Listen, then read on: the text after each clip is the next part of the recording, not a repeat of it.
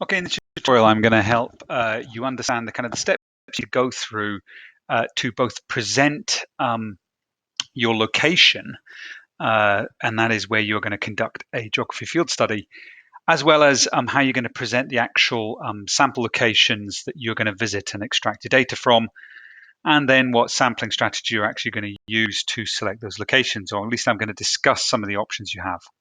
So when you're thinking about a specific location, and in this example, we're going to be talking about studying pebbles on a beach, we want to actually explain where it is.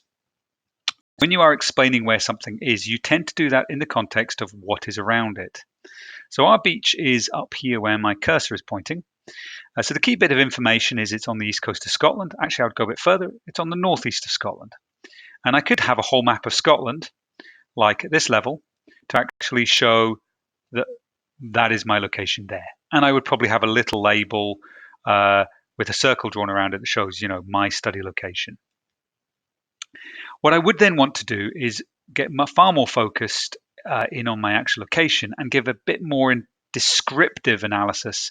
So I might want to add some annotations to my map that said that it lies to the northeast of Dundee. You could get a ruler and measure that distance. So maybe 20 miles to the northeast of Dundee, lies to the south of Aberdeen, or certainly to the southwest of Aberdeen, which is just up here, north of Stonehaven there.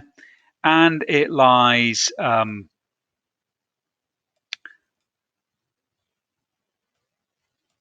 near a road. So I could say it lies just off the A90, or I could cite this road, or you might even say near the village of St. Cyrus. So these are all descriptive tools. And then it's just important. So, the way I always think of describing a location is if somebody was blind and you were trying to describe to them where a particular place it is that you are going or you have been, that's how you would approach it. It allows people to build up in their mind the sort of location that you are visiting. And rather than write paragraphs on that, I always think it's best to do that through annotating the map. Right, let's look at stage 2. We want to get a map that actually shows map reader what we are studying, where we're studying. Now, in this particular study, we have gone for this small little beach, or in my example, I've gone for this small little pebble beach that's north of the sands of St. Cyrus. So here from the Tanglehar cottages round to here. And I can see my beach if I just zoom in more. There it is there, traveling all the way across there. Okay, so that's the beach I'm going to study. Okay, so I could zoom in even further if I wished, get a very detailed beach. It goes into the 1 to 10,000. Okay, so this is a 1 to 10,000. There's the Tanglehar cottages, and there's my shingle beach there. These are the wave cut platform rock pools that during a high tide you wouldn't be able to see, but during a low tide you would. They're obviously going to be affecting the way stones are moved along the shingle beach. Or I might just want to go with my 1 to 25,000 or my 1 to 50,000 map. I would then want to extract this map, and on this map I would then want to show a transect. So where are my sites?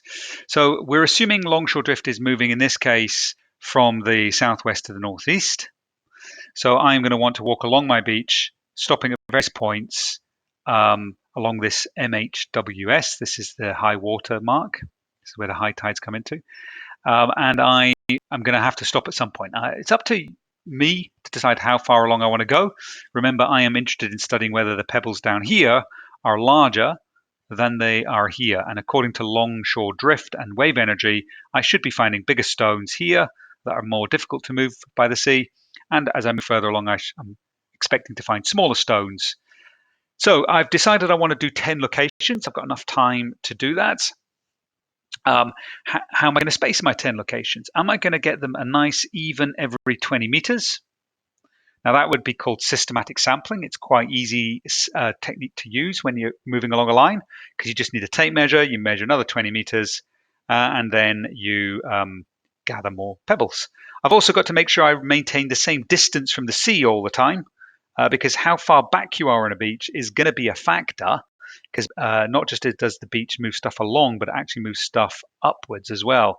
So I've got to be careful with that. I've got to make sure I'm tracking along my beach the same distance from the shoreline. I might want to go stratified. So I might want to decide the locations. So I might think I want a little cluster in here. I want some behind this wave cut platform to see if this is disrupting my my my stones, and then maybe some more further up here if I'm deciding to go even further along. I can see that there's some sand there that might create a problem for gathering a decent sample size. Once again, though, what's important in a study like this is that you can justify why you selected the 10 locations. You could go random. There is a problem with random that I might accidentally select all 10 sites down here, quite close to each other, and I've got nothing further up my beach. So it's probably in all likelihood going to be either your stratified or systematic technique that you're going to use. And I am going to want a technique that ensures that there's at least a decent amount of distance between each of my sample locations to ensure that the pebble size is changing or potentially changing. Final thing that you need to think about, and you would want to be probably adding an annotation to this map, would be actually when I get to a location, how many samples? It's obviously not enough just to pick up one pebble at a location. That would not be representative of that location. Nor would I advise you to just pick up something, because that is a fairly biased way of gathering a sample. It's always likely if you just pick a pebble up that you're going to pick up one that kind of fits your hand size. So you need a sampling strategy to, first of all, select stones that you cannot influence the selection of those stones. Second of all, you've got to decide how many am I going to pick? How many represents a decent number to get a fair average for each of my 10 locations? So what you've got to do is, there is no right answer to this, by the way. Do I go 10? Do I go 15? Do I go 20? Do I go 50? There is no right answer, just as long as you can tell me why you go for that number. And then how you actually select them. Once again, there is no right way, as long as you can justify. You can give me at least one reason for why you have given that choice. Okay, and you can either write about all of this, or you can do it through annotating your map. Okay, so that concludes today's tutorial, thinking a little bit about selection of locations and more specifically about sampling issues.